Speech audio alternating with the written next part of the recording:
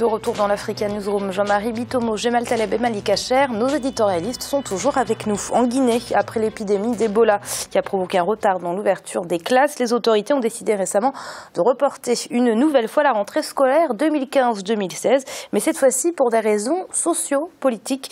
Le contexte électoral qui n'est pas encore à son terme commande ce report. La décision a été prise en harmonie avec la Fédération des associations des parents d'élèves. Reportage de notre correspondant en Guinée, Emmanuel Milimono. Initialement programmés pour le 19 octobre 2015, les élèves guinéens devront désormais attendre le 9 novembre pour rejoindre les classes. C'est le deuxième report de la rentrée scolaire au compte de l'année 2015-2016 dans le pays. La situation sociopolitique marquée par le processus électoral en cours avec l'élection présidentielle motive cette décision. Pour les parents d'élèves, le souci majeur reste la sécurité des enfants et celle-ci passe par un report. On a pris peur. Parce que vouloir ouvrir, n'est-ce pas, l'école le 19 comme prévu, eh bien, ne pouvait pas nous mettre à l'aise, ne pouvait pas nous mettre à l'abri. C'est-à-dire les enfants de première année, les enfants disons même de ceux du maternel, et même les femmes, le cas des femmes, ne pouvait pas nous permettre, n'est-ce pas, d'autoriser ou alors de les laisser aller à l'école nos enfants. L'année dernière déjà, la crise Ebola a occasionné un important retard dans le démarrage des cours en Guinée. Plusieurs mois ont été perdus, imposant ainsi une réadaptation des enseignements au temps disponible. Selon les acteurs du système éducatif, ce nouveau report n'a pas d'impact direct sur l'enseignement normal des cours inscrits au programme dans les établissements. Le report ne peut pas jouer sur le programme national de l'éducation en République guinéenne, dans la mesure où nous avons des personnalités spécialisés dans la programmation, n'est-ce pas, du programme scolaire en République de Guinée. C'est la même chose qui nous était arrivée l'année dernière. On a commencé l'école au mois de janvier. Mais par l'efficacité et l'engagement, le sacrifice que les enseignants, l'encadrement, etc., ont donné, n'est-ce pas, on a pu épouser, les enseignants ont pu épouser le programme et le résultat vraiment a été très concluant. Ces 2 dernières années n'ont pas été sans conséquence sur l'éducation nationale en Guinée. Grâce à des programmes de rattrapage, les acteurs du système éducatif ont souvent pu rattraper le retard occasionné par les différentes situations sociopolitiques ou sanitaires. Le 9 novembre 2015, les élèves sont attendus dans les classes pour le démarrage effectif des cours. Jean-Marie, après les retards cumulés à cause d'Ebola, les élèves guinéens n'avaient pas besoin de ce nouveau report. Le nouveau report se justifie quelque part, de mon point de vue, Amira, dans la mesure où vous avez un consensus, c'est-à-dire dans la société guinéenne. Ça voudrait dire que les parents d'élèves sont dit que leurs enfants couraient un risque pour pouvoir aller à l'école, vu l'environnement. Donc ça voudrait dire quoi? Ça voudrait dire que la situation politique n'a pas sécurisé, comment dirais-je, les parents. Donc Ebola, si vous voulez, bon, c'était une maladie qui est arrivée de manière impromptue, personne ne s'y attendait. Mais là, vous avez un environnement politique qui n'est pas tout à fait clair vis-à-vis de sa propre population. Donc la population, là on a quand même vu des parents d'associations de parents d'élèves. C'est-à-dire il y a une méfiance vis-à-vis du pouvoir. Donc la stabilité politique aujourd'hui, on est en train de le vivre puisque l'élection a eu lieu effectivement. Aujourd'hui là vous avez des contestations qui risquent, je ne le souhaite pas, qui risquent de se produire en Guinée. Tout simplement pourquoi? Parce que vous avez des partis d'opposition qui contestent les résultats qui sont sortis des urnes.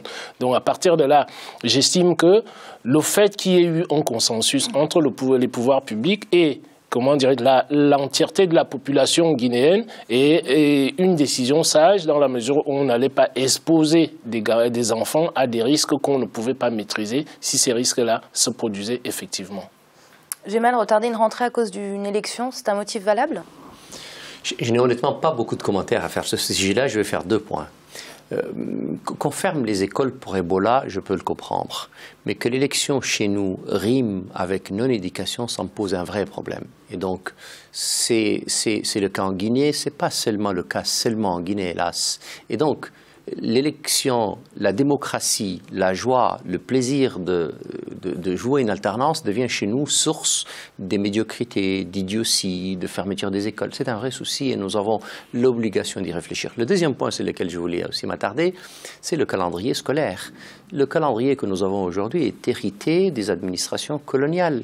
Les 4 saisons françaises ne sont pas les 4 saisons guinéennes, ni sénégalaises, ni ivoiriennes, ni dans tout notre pays. Et donc nous avons l'obligation, encore une fois, d'adapter un calendrier à nos réalités et à nos conditions climatiques. La saison des pluies n'est pas encore terminée dans beaucoup de notre pays. Et donc l'obligation que nous avons, c'est d'essayer de faire en sorte que quand nos écoles sont ouvertes, elles sont ouvertes en fonction de ce qui se passe chez nous et pas ce qui se passe ailleurs. Le calendrier électoral, il faudrait qu'on le change une bonne fois pour toutes. Malik, c'est un aveu d'échec de la part du pouvoir qui a peur justement de ne pas pouvoir assurer la sécurité de ses étudiants. C'est quand même dommage. J'allais employer le même mot, pardon. C'est un aveu d'échec, oui. Parce que dès lors qu'on est obligé de reporter une rentrée scolaire à cause de l'atmosphère politique, c'est un aveu que l'État guinéen n'est pas encore un État solide.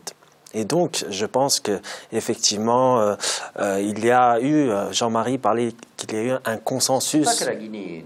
C'est pas que non, je parle de la Guinée parce qu'on en parle, mais ça concerne évidemment beaucoup de pays africains.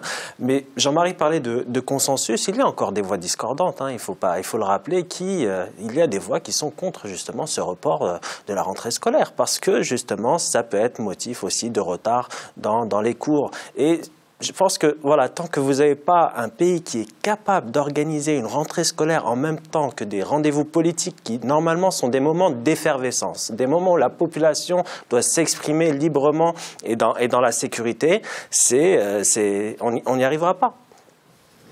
Au Burkina Faso, alors qu'il y a encore une demi-dizaine d'années, la production nationale de ciment était déficitaire. Aujourd'hui, la tendance s'inverse. Le Burkina Faso ambitionne même de s'imposer davantage sur le marché régional. C'est un sujet de Déo Gracias Podo.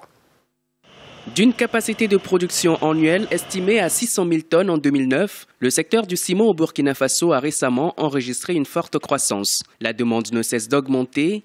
Au cours des 5 prochaines années, la consommation devrait augmenter en moyenne de 12% par an selon les économistes. Aujourd'hui, jusqu'à 1,5 million de tonnes de ciment sont désormais distribuées chaque année sur le marché local. Une offre assurée par 4 unités de production implantées sur le territoire et qui produisent entre 2 et 2,5 millions de tonnes de ciment de différentes gammes chaque année. Nous, en tant que Burkinabés, nous sommes aussi dans le devoir de participer à l'essor économique du Burkina Faso. Et je pense que pour participer à l'essor économique du pays, il faut des investissements dans le long terme. Donc nous allons produire le CM1 42.5 qui, par comparaison, pourrait donc être comparé au CPA 45. Et c'est le genre de ciment qu'on utilise donc dans les ouvrages comme les centrales thermiques, les autoroutes et tout autre grands ouvrages. Pour de nombreux observateurs, cette croissance de la demande du ciment serait essentiellement liée à l'urbanisation galopante du Burkina Faso. Si avant l'implantation des nouvelles cimenteries, la production nationale était déficitaire, aujourd'hui le pays est passé au rang d'exportateur de ciment. Toutefois, la marge de surproduction ne semble pas inquiéter les industriels. Le défi serait plutôt d'améliorer la qualité du ciment et de garantir aux consommateurs un coût raisonnable. Le pays, de par le passé, n'avait qu'une seule cimenterie. Maintenant, nous sommes passés à 4 cimenteries. On peut donc dire que le secteur est en pleine expansion au regard de l'importance du ciment pour les différentes infrastructures. Donc cette libéralisation du secteur présente de nombreux avantages, en ce sens qu'elle permettra de mieux répondre aux besoins du marché. Elle permettra aussi de jouer sur les prix. C'est déjà appréciable en termes de retombées pour les populations. 240 000 francs CFA la tonne en 2014. Le prix moyen du ciment au Burkina Faso est aujourd'hui de 117 000 francs CFA la tonne. Une satisfaction pour la plupart des consommateurs qui espèrent que le coût de l'or gris restera moins onéreux car au Burkina Faso, comme dans d'autres pays enclavés, la marge de manœuvre des cimentiers pour baisser leurs prix est restreinte. Les coûts de production sont plus élevés que dans les pays côtiers qui ont plus de facilité à acheminer le clinker, cette matière première indispensable à la production du ciment. Malik, un pays qui est passé d'une production déficitaire à une production qui dépasse la demande nationale, c'est une sacrée performance. C'est une sacrée performance pour le Burkina Faso qui en plus a connu un moment d'instabilité politique et sécuritaire, donc il faut saluer cette performance. Je pense que les projets dans la région sont tels que le Burkina Faso a vraiment une carte à jouer sur justement le cadre des exportations et pouvoir alimenter les autres marchés de la région. Pourquoi? Parce qu'au lieu pour les pays africains, notamment de l'ouest de l'Afrique, de se procurer du ciment importé d'Europe qui coûte cher, et bien là vous avez du ciment du Burkina Faso qui coûte moins cher, qui est plus proche. Maintenant, bien évidemment, il faut améliorer le réseau routier pour permettre que ces échanges intra-africains se densifient davantage. Je pense que là, dans cette construction en Afrique de l'Ouest, ça peut être que positif pour le Burkina Faso qui aura plus facilement accès à des marchés émergents. Et on va passer aux chiffres du jour. Messieurs, 70% des unités hôtelières en Tunisie ont exprimé leur intention de fermer leurs portes en raison des attentats terroristes. Les récents attentats qui ont fait fuir les touristes étrangers. J'ai mal une réaction à ce chiffre ? C'est malheureusement la conséquence directe de l'insécurité, l'instabilité liée à la sécurité que la Tunisie a connue ces dernières années. C'est absolument lamentable. Et puis, ça obligera la Tunisie demain à revoir son modèle de développement, son modèle de choix économique. Faire reposer toute l'économie sur le tourisme est un vrai souci. Le tourisme représente entre 15 et 20% du produit national brut. C'est là une obligation de revoir ce modèle encore une fois. Cela dit, je pense que c'est un moment passager pour la Tunisie qui va être douloureux. L'État aura l'obligation de soutenir toute l'industrie hôtelière pour qu'elle ne ferme pas jusqu'à ce que ce cap difficile soit passé. Et il le sera.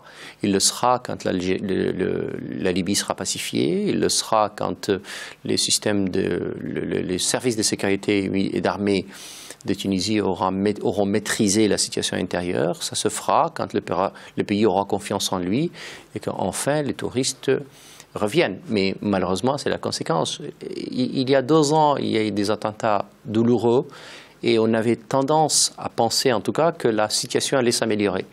Les 2 derniers attentats, notamment celui de Sousse, ont fait voler en éclats tout l'espoir. Ils ont une saison mauvaise. Et en tout cas, s'agissant du tourisme occidental, parce que semble-t-il que les Algériens ont largement comblé le départ des Occidentaux. Et il ne faut pas sous-estimer ce tourisme-là, encore une fois. Ce tourisme intra-maghrébin, parfois interne, souvent aussi des Tunisiens de l'étranger, est une réalité. Il faudrait que le gouvernement pense aussi à modifier les choix qui sont orientés vers une société et pas une autre, et comprendre qu'on est capable aussi d'avoir du tourisme de bonne qualité, avec des populations qui consomment bien et beaucoup, et qui viennent d'Algérie, du Maroc, d'ailleurs, et même du Sénégal, du Burkina Faso, du Tchad. C'est là une classe moyenne de plus en plus émergente, de plus en plus forte, et qui est capable de consommer et de suppléer à cela. Cela dit, elle sera aussi concernée quand il y aura des attentats. Hélas, et malheureusement, les attentats sont très ciblés. Il faut souhaiter qu'il n'y en ait pas du tout, mais quand il y en a, elles sont ciblées. En tout cas, voilà, c'est la conséquence réelle d'une situation. Il faut souhaiter que la situation s'améliore pour que les choses reviennent. Oui, Jean-Marie, un chiffre effroyable, quand même, je le rappelle, 70% des hôtels qui pensent mettre la clé sous la porte à cause des récents attentats. C'est effroyable, tout a été dit, d'où la nécessité de ce qu'on dit toujours sur ce plateau, la nécessité des diversifications de nos économies. On a souvent parlé des économies qui sont dépendantes des matières premières, et là vous avez, comment dirais-je, une économie comme celle de la Tunisie, qui est dépendante, si vous voulez, du tourisme à un niveau tel que dès que cette activité-là s'arrête, c'est-à-dire ça crée des problèmes, des tensions même au sein de la société. Bon, Djemal a tout dit, si vous voulez, tant que l'environnement politique, sécuritaire n'est pas stabilisé, c'est-à-dire nous allons avoir des catastrophes qui vont suivre là-dessus concernant la Tunisie qui est un tout petit pays, d'où la nécessité de pouvoir se diversifier. J'ai lu ici et là que bon, les Tunisiens vont essayer de se diversifier dans le domaine bancaire, dans le domaine des services et tout ce qui s'ensuit, mais je ne pense pas qu'on verra les résultats là-dessus, c'est-à-dire à court terme, puisque même s'il y a des investissements qui sont faits aujourd'hui, ces investissements-là nécessitent, si vous voulez, du temps. On est sur le temps économique, c'est pas le temps par rapport au panier de la ménagère en termes de pouvoir d'achat. Mais malheureusement, je reviendrai sur ce que Djemal disait tout à l'heure, le tourisme intra-africain, je veux bien, ce tourisme intra-africain-là, si vous voulez, ne peut pas combler, ça comble qu'une partie, parce que vous avez déjà le pouvoir d'achat, c'est-à-dire des touristes qui arrivent sur place, par à comparer, dont le manque à gagner pour la Tunisie, ce sera un manque à gagner. Il ne faut pas sous-estimer le pouvoir d'achat des touristes algériens. Ceux qui viennent ont un pouvoir d'achat très important. D'abord, un point juste, on aura fini. D'abord, les touristes occidentaux qui viennent en Tunisie sont généralement pas les plus fortunés. La destination Tunisie est très faible, c'est-à-dire qu'elle n'est pas très riche et elle n'est pas très chère. Oui. Et donc, le touriste algérien de plus en plus important est un consommateur de bon niveau avec un pouvoir d'achat important. C'est pas vrai, ça. Je suis d'accord avec toi, Djemal, là-dessus, mais il y a une chose que tu oublies là-dessus, c'est que ne serait-ce que les communications, si vous voulez, entre l'Algérie et la Tunisie, est-ce que vous avez les mêmes communications entre l'Europe et l'Algérie? Je pense pas. Encore plus facile au niveau en voiture. On n'a même pas besoin de traverser la mer. Mais oui, je suis d'accord avec toi. On n'a pas besoin de traverser la mer, mais je ne pense pas que les 70% de l'hôtellerie qui sont, c'est-à-dire en voie de fermeture et tout. Je n'en sais rien. Je sais que la saison touristique tunisienne dernière, et ce sont les chiffres qui parlent, qui était annoncée comme étant particulièrement mauvaise, a été particulièrement sauvée par la présence massive, importante des Algériens. On ne peut pas le nier, ça. Bah c'est tout ce que je souhaite, si vous voulez, à l'économie tunisienne. Malik, réagir très rapidement. Malik, très vite, c'est la fin de l'émission. Patriotisme, effectivement, les Algériens, il a été prouvé qu'ils étaient beaucoup plus dépensiers que les autres touristes occidentaux. Donc justement, cette trame africaine, elle est possible pour le tourisme en Tunisie. Je pense, moi, j'ai bon espoir pour la Tunisie, pour le tourisme tunisien.